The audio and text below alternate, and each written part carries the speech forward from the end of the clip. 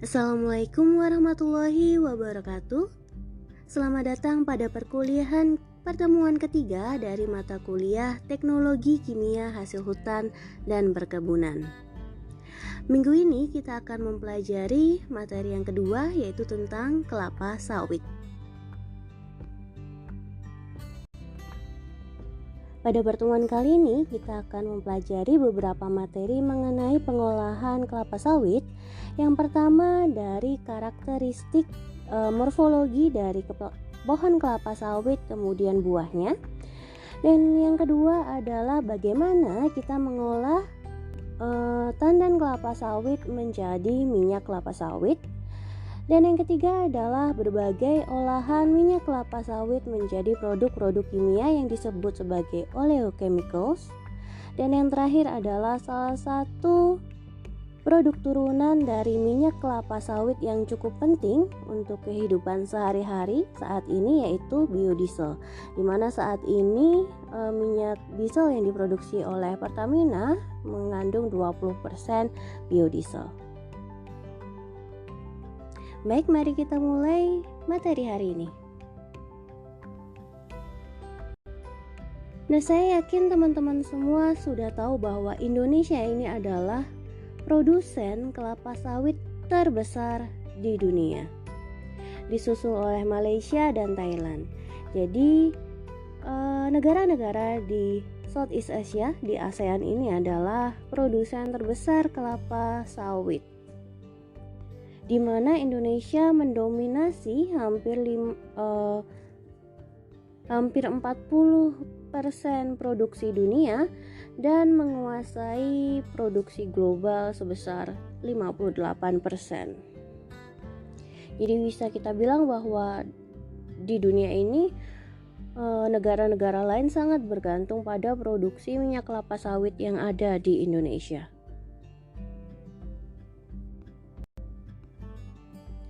Nah, selanjutnya, gimana sih kelapa sawit ini bisa sampai di Indonesia? Apakah kelapa sawit ini sebenarnya tanaman asli dari Indonesia? Nah, sebenarnya kelapa sawit ini bukan tanaman asli Indonesia. Namun kelapa sawit ini dibawa ke Indonesia oleh Belanda dari Afrika. Mulanya pertama kali kelapa sawit ditanam itu di Kebun Raya Bogor. Kemudian baru secara komersil dibudidayakan pertama kali di Aceh pada tahun 1911 di Aceh dan di Delhi, di mana itu adalah perkebunan kelapa sawit pertama di Indonesia.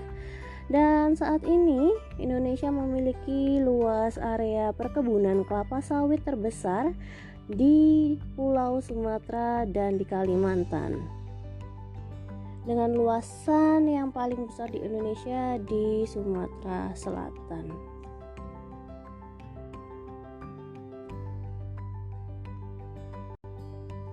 Selanjutnya akan kita bahas karakteristik pohon dan buah kelapa sawit.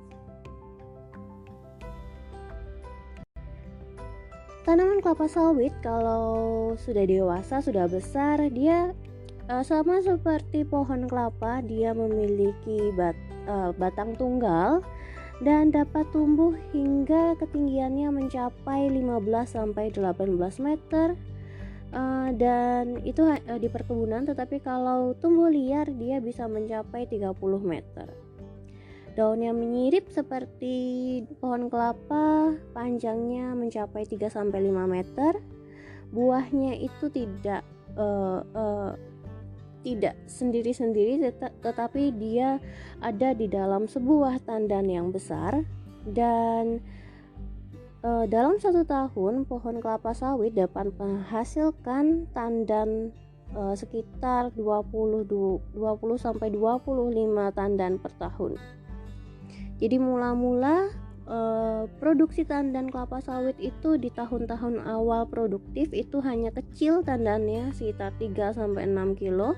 Tetapi semakin tua umur pohon kelapa sawit, maka tandan kelapa sawit yang dihasilkan ini akan semakin berat, sekitar 25-35 kg per tandan.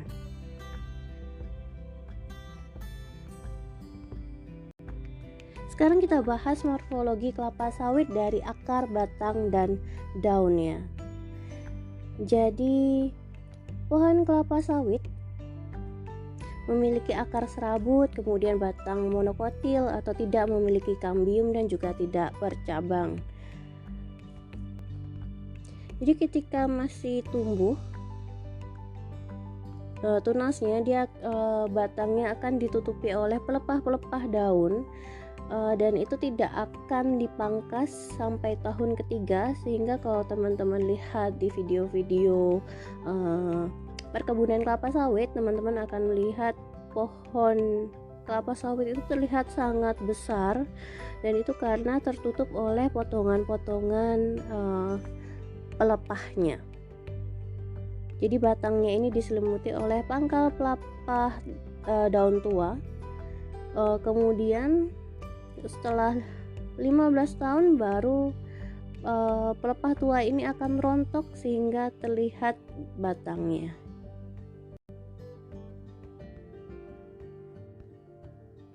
Sekarang kita bahas morfologi kelapa sawit dari bunganya. Sama seperti pohon kelapa yang lalu, Cocos nutrifera, bunga kelapa sawit juga memiliki bunga jantan dan juga bunga betina.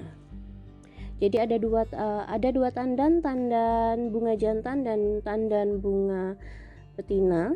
Bisa dilihat di slide tandan bunga betina dan tandan bunga jantannya. Jadi bunga betina ini dalam satu tandan memiliki banyak sekali putik. Satu spikelet. Jadi dia isinya nanti ada, dalam satu spikelet ada beberapa bunga. Jadi dalam satu tandan itu bisa ada 1.500 sampai 4.000 bunga. Dan tetapi tidak semuanya menjadi buah, hanya sekitar 600 sampai 2.000 tandan bunga yang menjadi buah. Nah, sedangkan bunga jantannya itu dalam satu tandan dapat menghasilkan 25 sampai 50 gram serbuk sari. Jadi bisa dilihat teman-teman di slide bahwa bunga tandan jantan ini memiliki spikelet yang berisi serbuk sari, sehingga itulah mengapa kelapa sawit juga sangat mudah untuk dikawin silangkan pada jenis-jenis kelapa sawit yang lain. Nah, dari bunga kelapa sawit, bunga jantan dan betina, nantinya akan bunga betina ini akan menjadi buahnya, sehingga dalam satu tandan kelapa sawit itu memiliki tidak hanya satu buah tapi sampai ribuan buah yang disebut sebagai tandan buah segar. Nah, dalam sebuah tandan buah segar kelapa sawit ini memerlukan waktu 5-6 bulan dari penyerbukan hingga dia siap panen, dan berat satu buahnya sekitar 15-30 gram dengan panjang 3-5 cm. Nah, teman-teman bisa lihat di gambar buah kelapa sawit sebelah kanan. Kira-kira dari buah tersebut mana sih yang akan menjadi minyak? Mana sih yang akan diambil menjadi minyak? Jadi di sini ada dua bagian dari minyak buah kelapa sawit yang dapat diolah menjadi minyak. Yang pertama adalah di bagian mesokarp. Jadi yang mesokarp itu bentuknya adalah serat-serat seperti sabut kelapa. Jadi serat-serat itu nanti ketika dipres akan didapatkan crude palm oil atau CPO. Dan itu yang nanti akan menjadi minyak kelapa sawit yang digunakan dalam proses produksi oleochemical dan juga minyak kelapa sawit yang kita gunakan sehari-hari untuk menggoreng. Nah, bagian kedua itu adalah bagian endosperm atau inti kelapa sawit. Jadi di situ akan disebut sebagai crude palm kernel oil. Jadi itu kernelnya, inti kelapa sawit. Kalau bahasa Indonesia disebut sebagai minyak inti kelapa sawit. Harganya lebih mahal dari minyak kelapa sawit yang crude atau dari CPO karena memang kandungannya lebih baik yaitu dia mengandung lebih ke medium chain fatty acid atau hampir mirip seperti minyak kelapa. Makanya di situ minyak inti kelapa sawit atau crude palm kernel oil itu harganya sedikit lebih mahal dibandingkan dengan CPO.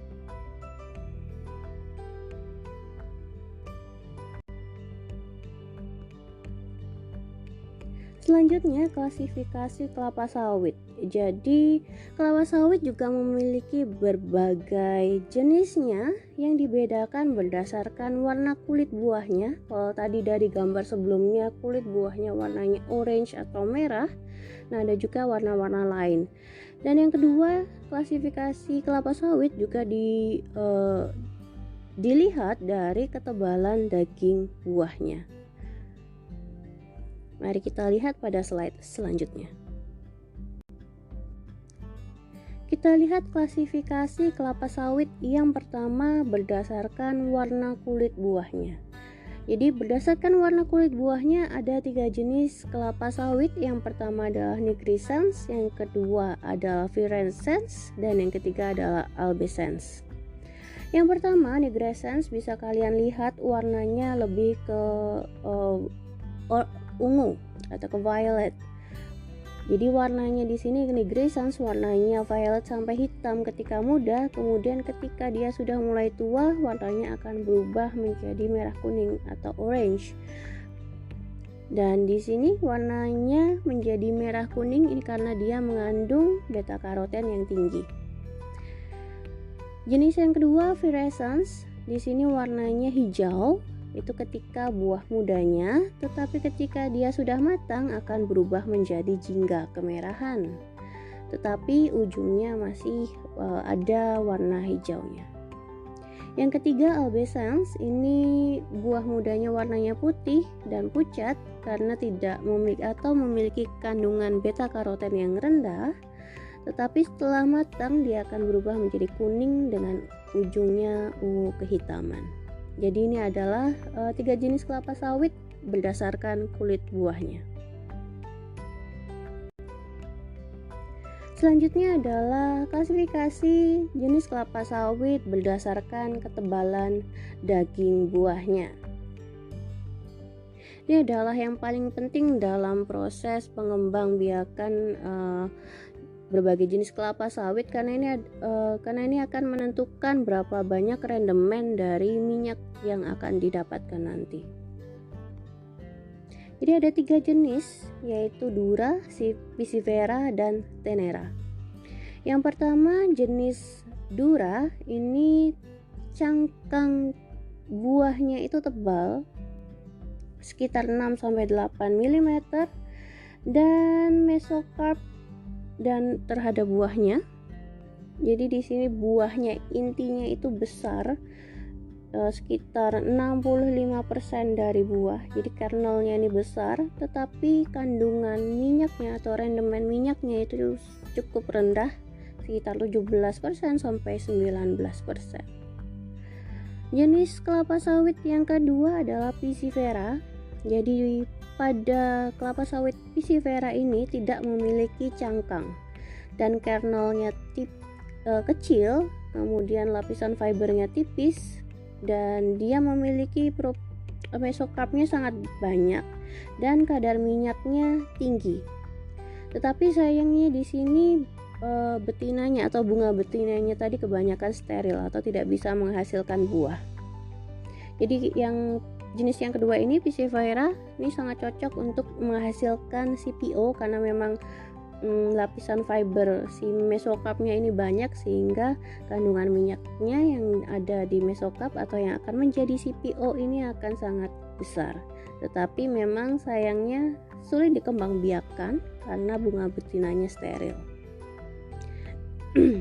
Kemudian yang ketiga ini adalah Tenera.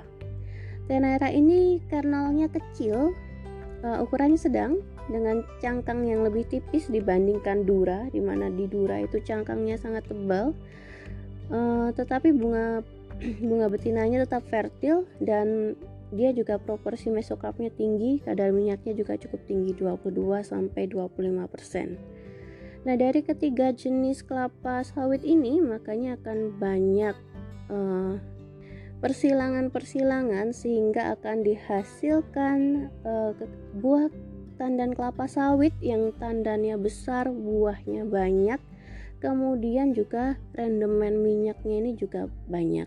Jadi dia akan disilang-silangkan sehingga biasanya setiap plantation, setiap perkebunan kelapa sawit itu memiliki unggulan jenis kelapa sawitnya sendiri yang mungkin tandannya besar atau rendemen minyaknya tinggi dan lain sebagainya.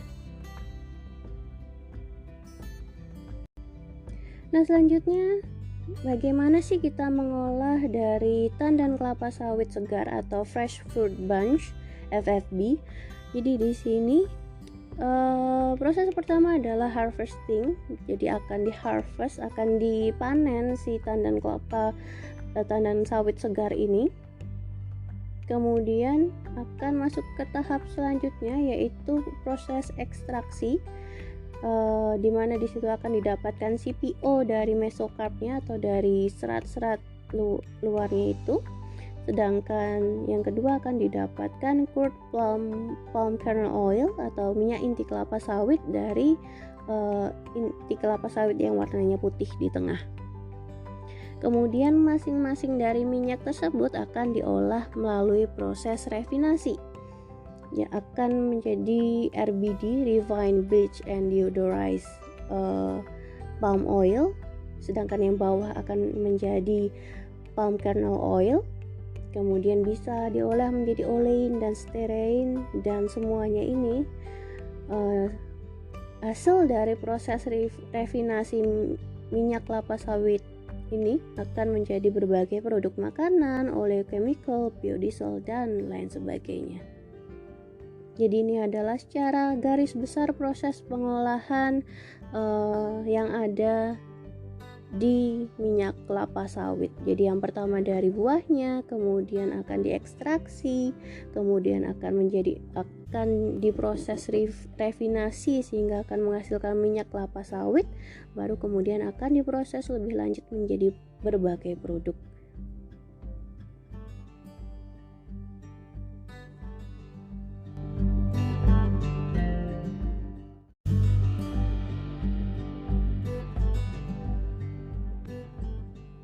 Sekarang kita masuk ke bagian yang kedua, yaitu pengolahan minyak kelapa sawit.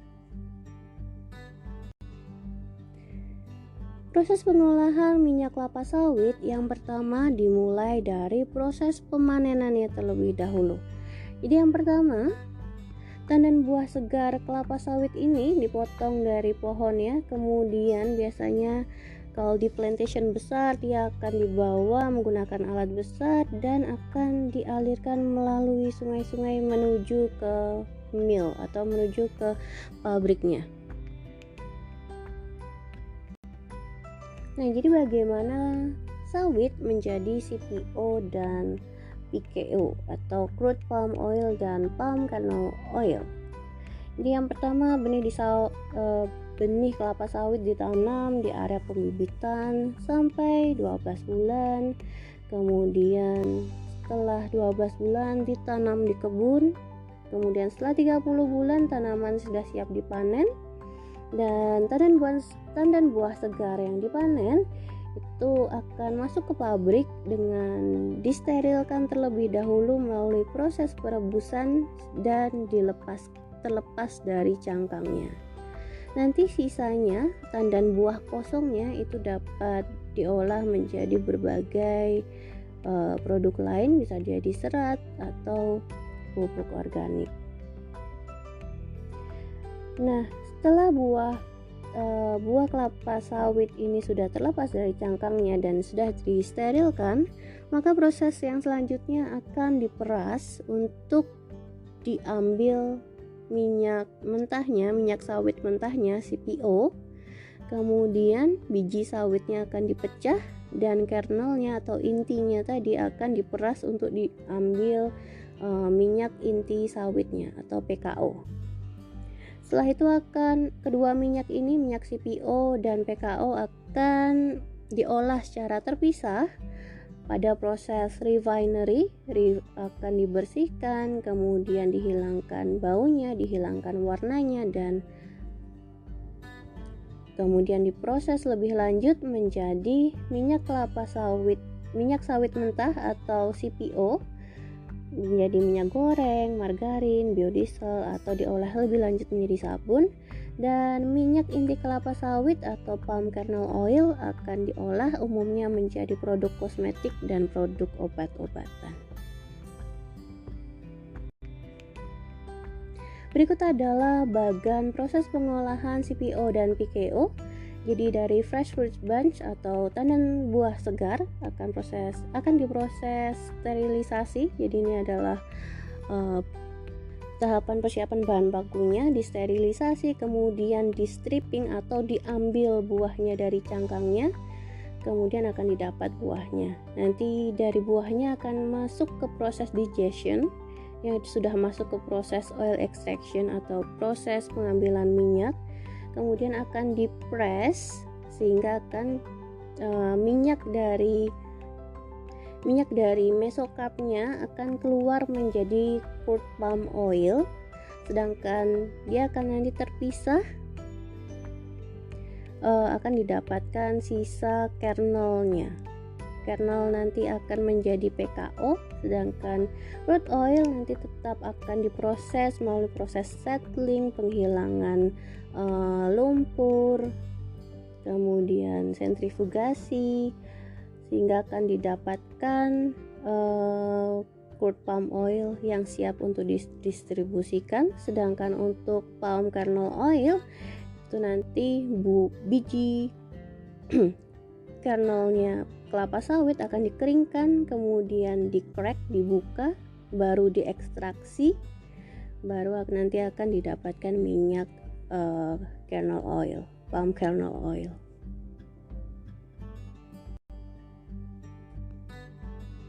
Sekarang kita masuk ke tahapan-tahapan setiap pengolahan minyak kelapa sawit. Dari yang pertama yaitu proses sterilisasi atau proses pengukusan.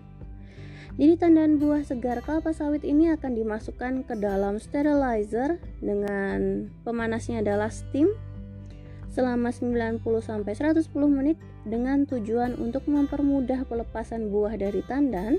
Kemudian dan juga tujuannya adalah menguraikan pektin dan berbagai polisakarida yang terkandung di dalam buahnya sehingga buahnya akan menjadi lunak. Dan yang terakhir yang paling penting adalah menonaktifkan enzim lipase dan oksidase, di mana kedua enzim ini dapat merangsang pembentukan asam lemak bebas, di mana di dalam minyak kelapa sawit ini kita tidak mau ada free fatty acidnya. Sekarang masuk ke tahap yang kedua. Setelah tadi tandan buah segarnya sudah dikukus atau sudah disterilisasi, maka selanjutnya dipisahkan tandannya dengan buahnya dengan proses perontokan di dalam stripping machine. Jadi nanti ini mesinnya akan berputar sehingga buahnya akan terlepas dan tersisa tandan kosong kelapa sawit.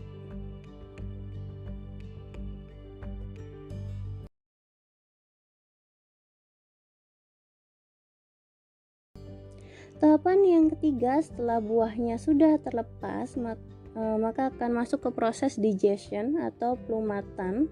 Jadi pada tahapan ini, buah kelapa sawit yang sudah terlepas ini diproses dengan cara dicacah dengan pisau yang berputar di dalam mesin digester, dan ada penambahan air di dalamnya pada suhu 90 derajat Celcius. Di sini proses digestion ini bertujuan untuk melepaskan sel-sel yang mengandung minyak, sehingga nanti minyak yang diekstraksi akan semakin banyak.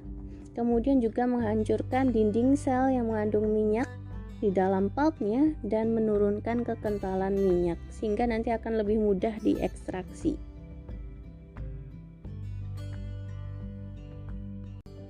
Tahapan yang ketiga, setelah buahnya sudah terlepas, maka akan masuk ke proses digestion atau pelumatan.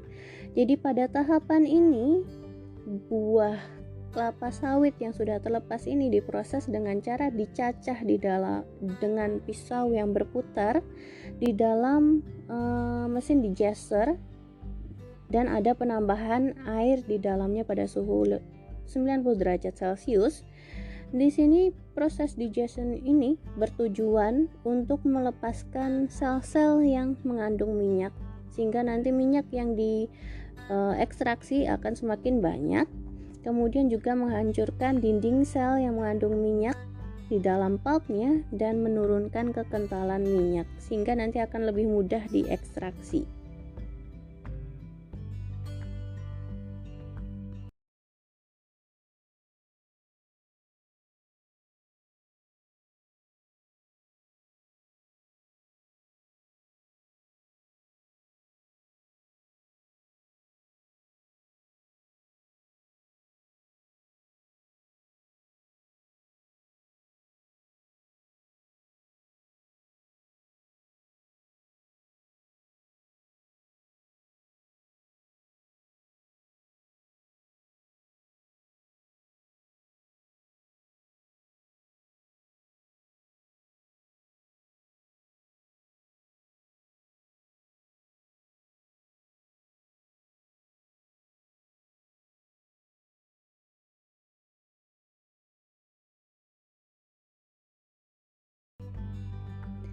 Tahapan keempat yang paling penting yaitu proses ekstraksi.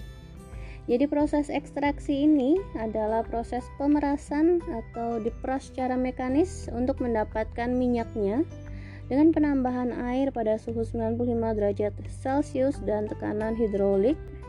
Di sini penambahan air bertujuan untuk meningkatkan hasil ekstraksi dari sisa-sisa ampas yang sudah ada. Tahapan keempat yang paling penting yaitu proses ekstraksi. Jadi proses ekstraksi ini adalah proses pemerasan atau diperas secara mekanis untuk mendapatkan minyaknya dengan penambahan air pada suhu 95 derajat Celcius dan tekanan hidrolik. Di sini penambahan air bertujuan untuk meningkatkan hasil ekstraksi dari sisa-sisa ampas yang sudah ada.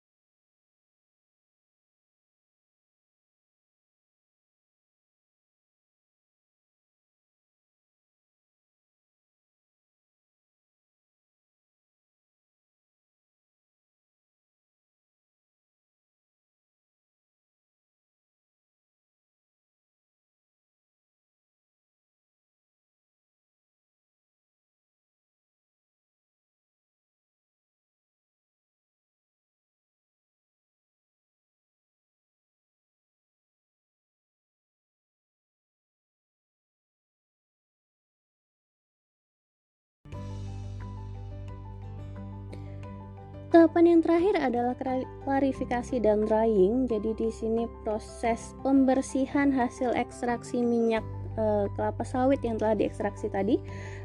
Yang pertama melalui perangkap pasir, menghilangkan pasirnya, kemudian saringan getar untuk memisahkan kotoran-kotoran.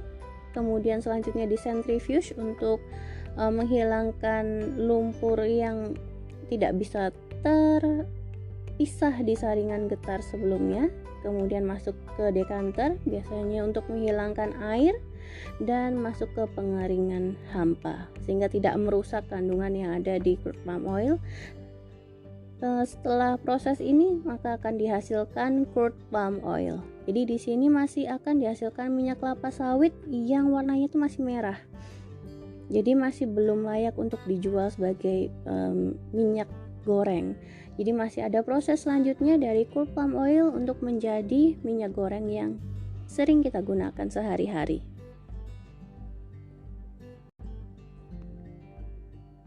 Selanjutnya akan kita lihat bagaimana CPO, crude palm oil, ini diolah menjadi minyak goreng. Jadi pengolahan CPO ini ada dua cara. Yang pertama adalah proses fisis dan yang kedua adalah proses refinasi secara chemical. Akan kita lihat satu persatu. kita mulai dari physical refining. Nah, jadi pada physical refining ini, proses yang pertama ini adalah degumming, yaitu penghilangan senyawa-senyawa getah, logam, atau lendir yang biasanya kandungannya adalah asam fosfat, protein, residu, karbohidrat, resin. Ini proses degumming ini dilakukan dengan penambahan asam fosfat. Sehingga dengan penambahan asam fosfat ini dapat menurunkan nilai bilangan iod dan warnanya menjadi stabil. Jadi tadi yang warnanya merah itu warnanya tidak berubah nanti sebelum proses earth bleaching.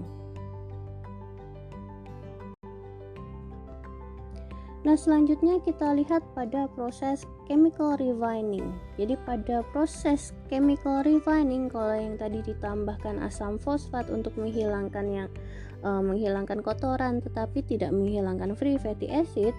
Nah, pada chemical refining ini ada proses reaksi free fatty acid atau asam lemak bebas dengan penambahan basa sehingga nanti akan dihasilkan sabun.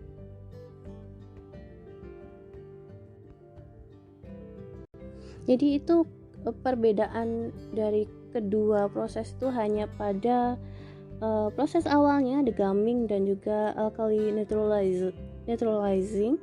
Jadi di sini pada proses netralisasi dan juga degumming itu tujuannya untuk menghilangkan kotoran dan free fatty acid. Kemudian ke bawah prosesnya akan sama semua. Yang pertama adalah earth bleaching. Jadi pada earth bleaching ini tujuannya untuk menghilangkan warna yang ada di crude palm oil yang tadi yang warnanya merah karena mengandung beta karoten. Itu akan dibersihkan warnanya dengan cara adsorpsi menggunakan bleaching earth atau karbon aktif pada suhu 90 sampai 110 derajat Celcius. Jadi warnanya bening seperti yang kita tahu minyak goreng yang sering kita gunakan. Nah, proses selanjutnya adalah deodorizing. Jadi ini adalah proses menghilangkan bau dan rasa yang tidak diinginkan pada minyak, dan juga di sini ada penghilangan free fatty acid dan juga volatile matter. Nah, bau yang ada di minyak kelapa sawit ini umumnya disebabkan karena adanya aldehid atau keton. Dan proses deodorisasi dilakukan dengan cara melewatkan minyak pada superheated steam pada kondisi vakum sehingga penyebab bau pada minyak ini nanti akan teruapkan atau ikut pada steam yang dilewatkan tadi. Nah, proses yang terakhir adalah proses fraksinasi atau proses pemisahan. Jadi dipisahkan ini maksudnya adalah minyak crude palm oil tadi akan menjadi dua produk, yaitu produk minyak goreng dan produk padat atau margarin. Jadi yang minyak goreng itu adalah olein, sedangkan yang padat atau margarin ini adalah stearin. Nah, proses untuk memproses minyak crude palm oil ini menjadi olein dan stearin itu melalui dua tahapan. Yang pertama adalah proses kristalisasi. Jadi tadi dihasilkan minyak palm oil yang sudah dibersihkan atau disebut sebagai RBDPO. Jadi refined bleached deodorized palm oil.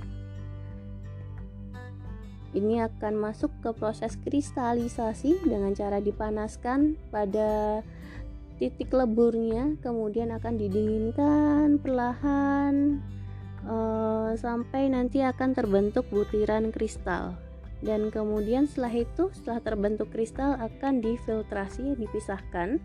Padatannya akan menjadi margarin, sedangkan nanti cairannya akan menjadi minyak goreng atau olein. Dan ini adalah proses pengolahan CPO menjadi minyak goreng.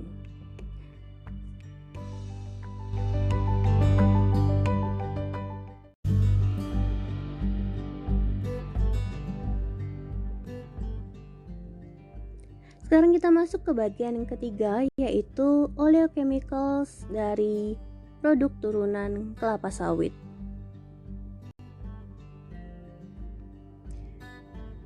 Jadi CPO atau PKO, palm kernel oil, itu dapat diturunkan menjadi berbagai produk. Utamanya dalam 4 grup besar. Yang pertama adalah fatty acid, kemudian yang kedua methyl ester, yang ketiga fatty alcohol, dan yang keempat adalah glycerol. Jadi karena si crude palm oil ini umumnya mengandung trigliserida dengan biasanya rantai minyaknya sekitar 40%-nya asam palmitat dan juga asam oleat C16 dan C18. Jadi dia akan menjadi oleochemical, dasarnya ada 4, kemudian nanti akan direaksikan menjadi berbagai produk-produk derivatif oleochemical. Bisa teman-teman lihat di sini ada berbagai produk turunan dari CPO dan juga PKO. Nah, berikut adalah bagian proses pengolahan konversi dari minyak dan lemak. Jadi minyak dan lemak dia akan mengandung trigliserida, sehingga dalam proses transesterifikasi, proses reaksi transesterifikasi akan menghasilkan crude fatty acid methyl ester, dan juga sisanya akan produk sampingnya adalah glycerol. Dengan proses splitting maka juga akan dihasilkan crude fatty acid dan juga glycerol. Nanti ketika dia proses esterifikasi akan dihasilkan fatty acid methyl ester atau FAME, mana FAME ini adalah biodiesel. Kemudian biodiesel ini jika dihidrogenasi akan menghasilkan crude fatty alcohol. Jika crude fatty alcohol kalau didistilasi akan menghasilkan fatty alcohol. Proses aminasi menghasilkan fatty nitriles, dan dihidrogenasi akan menghasilkan fatty amines. Jadi ini adalah diagram umum untuk berbagai pengolahan minyak dan lemak yang mengandung trigliserida. Jadi tidak hanya kelapa sawit yang memiliki potensi untuk menjadi biodiesel. Jadi semua minyak itu punya potensi menjadi biodiesel. Tetapi karena minyak kelapa sawit ini jumlahnya melimpah, sehingga banyak digunakan sebagai bahan baku utama untuk proses pengolahan biodiesel. Nah, produk turunan utama dari kelapa sawit yang pertama ini adalah fatty acid. Jadi fatty acid ini umumnya digunakan sebagai intermediate dalam proses produksi produk-produk chemical lain seperti soap, yaitu Texapon atau SLS, dan juga surfaktan, kemudian proses rubber, karet, plastik, paper, lubricants, food. Jadi di sini proses fatty acid ini melalui proses splitting, jadi trigliserida ditambahkan dengan air, kemudian dipanaskan pada temperatur dan tekanan tinggi sehingga akan terpisah menjadi fatty acids-nya, dan juga produk sampingnya adalah glycerol. Produk yang kedua yaitu methyl ester. Jadi utamanya digunakan sebagai proses pengolahan biodiesel dan juga surfaktan methyl ester sulfonat.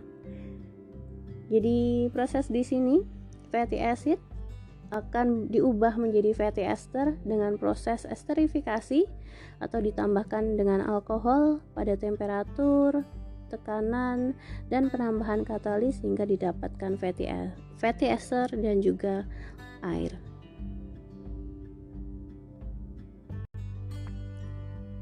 Produk yang ketiga adalah fatty alcohol. Jadi fatty alcohol ini adalah bahan baku utama untuk surfaktan yang sangat penting untuk pembuatan sampo, shaving creams, deterjen, dan lain sebagainya. Jadi ini adalah bahan fatty alkohol ini produk turunan kelapa sawit yang akan menghasilkan LAPS, VAS, dan juga FAS. Jadi kalau teman-teman lihat di belakang atau bahan baku sampo, deterjen dan sebagainya, ini adalah surfaktan utama yang digunakan. Jadi proses pengolahannya dari proses hidrogenasi metil ester untuk menghasilkan fatty alkohol. Jadi metil ester direaksikan dengan hidrogen dengan penambahan katalis akan menghasilkan fatty alkohol dan juga metanol. Dan sebenarnya masih ada banyak sekali produk-produk turunan kelapa sawit. Silahkan teman-teman baca-baca sendiri, perbanyak pengetahuan teman-teman mengenai produk turunan kelapa sawit melalui jurnal-jurnal dan juga buku-buku yang ada di perpustakaan dan juga mungkin di internet.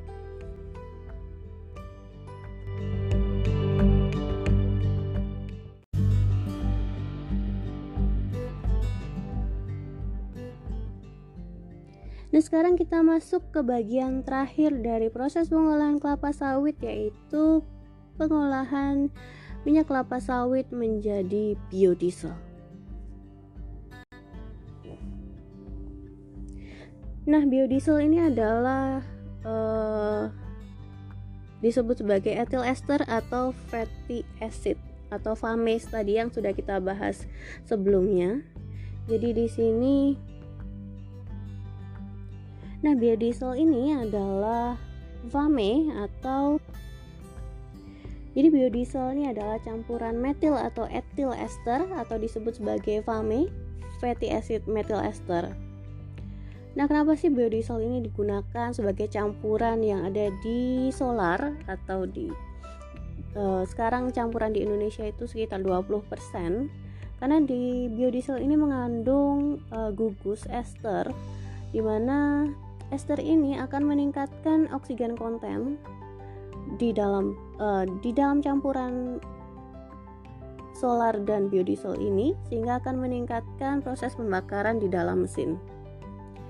Nah, proses pembuatan biodiesel ini melalui proses reaksi yang disebut sebagai transesterifikasi dengan penambahan katalis, bisa katalis asam maupun katalis basa, dengan bahan bakunya adalah minyak nabati. Jadi apapun minyak itu bisa dari fat atau lemak lemak hewani pun bisa. Jadi selama ada trigliserida di dalamnya, maka bisa menghasilkan biodiesel.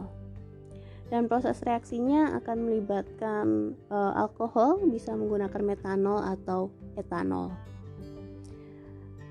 Akan kita bahas lebih lanjut proses reaksi transesterifikasi.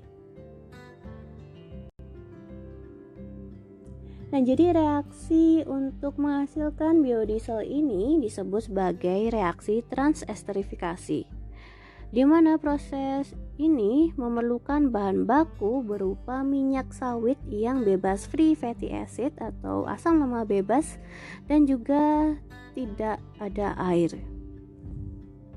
Proses reaksinya bisa dilihat di reaksi yang di atas, itu adalah proses transesterifikasi dengan menggunakan metanol. Jadi vegetable oil, trigliserida akan bereaksi dengan metanol pada katalis asam maupun basa, menghasilkan fatty acid methyl ester atau di sini adalah biodiesel, dan produk sampingnya berupa gliserol. Nah, kenapa sih biasanya bahan bakunya tuh tidak diinginkan ada free fatty acid dan juga airnya? Nah, itu bisa dilihat di reaksi yang bawah.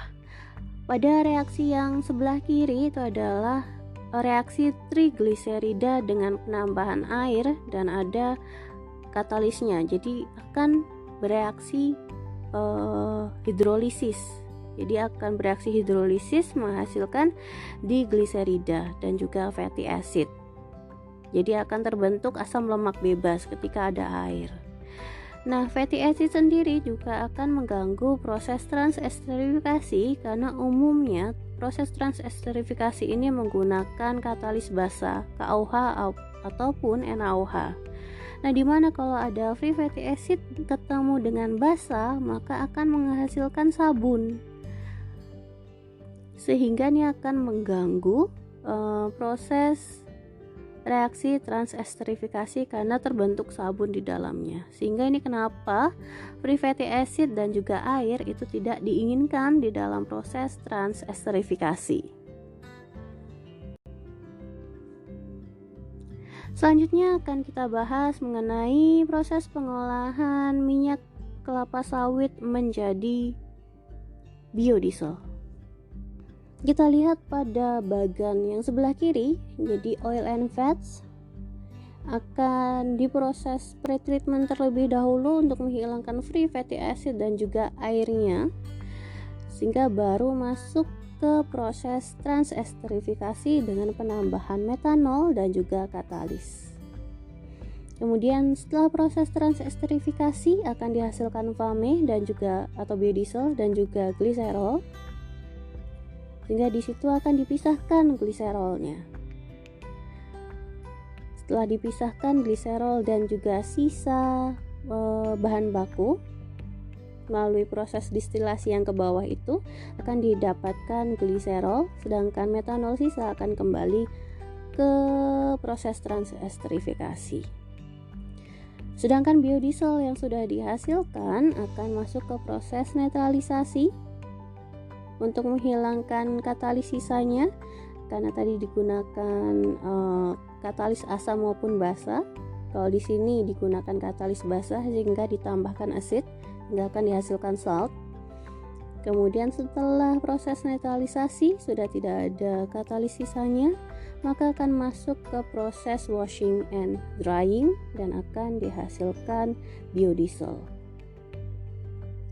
Nah, untuk proses washing and drying, maka kita lihat pada gambar yang sebelah kiri. Jadi FAME yang sudah dihasilkan atau biodiesel yang sudah dihasilkan dari proses transesterifikasi setelah ada proses netralisasi dan juga dipisahkan dari gliserinnya atau gliserolnya, maka akan masuk ke proses pencucian, di mana proses pencucian ini dengan menggunakan air pada pH 4-6 dan suhu 65-75 derajat Celcius. Di sini tujuan pencucian ini untuk menghilangkan senyawa yang dapat mempengaruhi kualitas dari biodiesel. Kemudian setelah dicuci maka akan masuk ke proses pengeringan, drying.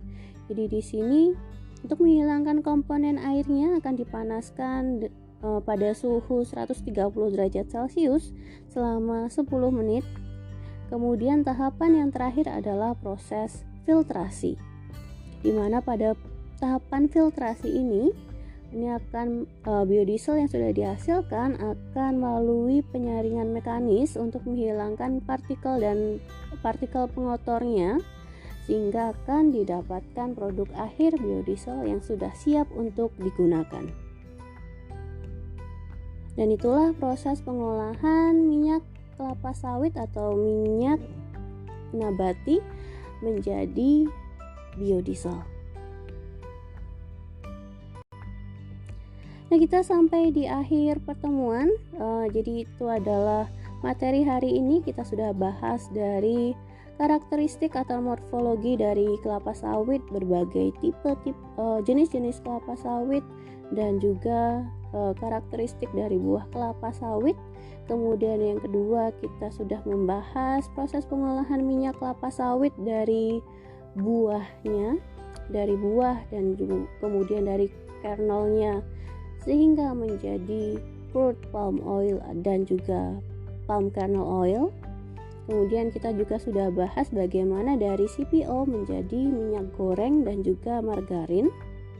Selanjutnya sudah kita bahas berbagai proses produk-produk oleochemical turunan dari kelapa sawit, dan yang terakhir sudah kita bahas mengenai proses pengolahan kelapa sawit menjadi biodiesel. Jadi itu materi untuk hari ini. Terima kasih atas atensi dari teman-teman semua yang sudah menyimak materi hari ini. Jangan lupa untuk mengerjakan post-test hari ini dan juga mengisi presensi. Terima kasih atas perhatiannya. Assalamualaikum warahmatullahi wabarakatuh.